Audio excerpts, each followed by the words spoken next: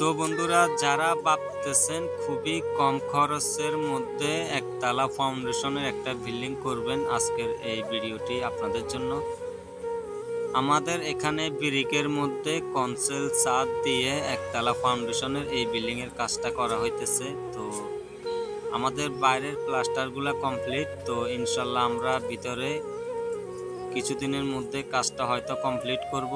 তো এই বিল্ডিংটা শুরু থেকে শেষ পর্যন্ত কাজটা কিভাবে করা হয়েছে, আমাদের ব্রিকের কাজগুলা কিন্তু সঠিক নিয়মে, এখানে যদি এভাবে আমরা ব্রিকের কাজগুলা অনেক জায়গাতে করে দিয়ে এসেছি, তো এখানে ঝুঁকি থাকার কোনো রিস্ক নেই। এক কথা হচ্ছে, আপনারা যদি আমাদের কাজগুলা ফলো করেন তাহলে ইনশাল্লাহ আপনারা একতলা ফাউন্ডেশনের ঝুঁকি ছাড়া এই কাজটা করতে পারবেন।